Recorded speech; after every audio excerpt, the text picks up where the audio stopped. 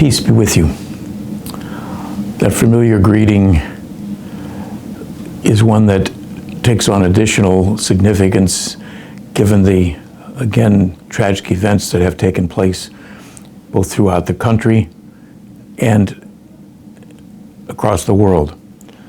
And so it is truly a blessing that only the Lord can give, and in the light of so many people who seem to have their own way of bringing closure, which is not peaceful, it basically reminds us that truly there is a great need for peacemakers. Well, in an announcement from Supreme Knight Carl Anderson released on July 9th, encouraging that people, not only knights and their families, but all people of goodwill, join in a novena for peace. And that was further expanded by Supreme Chaplain Archbishop William Laurie of Baltimore, in which he basically said, "It is our hope that from coast to coast, those who pray this prayer will become true instruments of peace.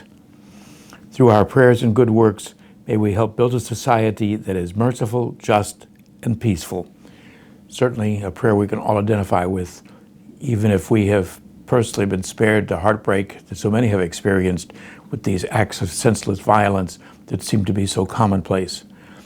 And basically the recommendation is that we use the familiar prayer of St. Francis of Assisi, one that has been put to a number of musical settings that perhaps many of you know and use in your own parish communities, but as a way of highlighting this, as well as asking for your blessings on our state leaders, as well as the local leaders and officers in your own councils as they take on these new responsibilities, that we perhaps could invite many people to join in praying this together in one form.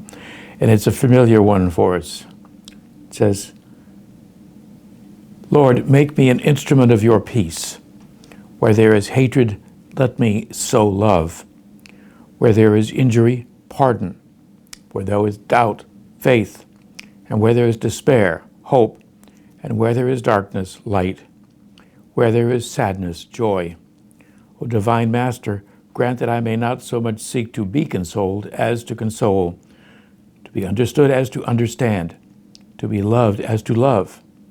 For it is in giving that we receive, it is in pardoning that we are pardoned, and it is in dying that we are born to eternal life." And so those words that go back centuries are certainly applicable of any time, and especially as we're faced with event after event in which senseless violence and killing has become almost commonplace.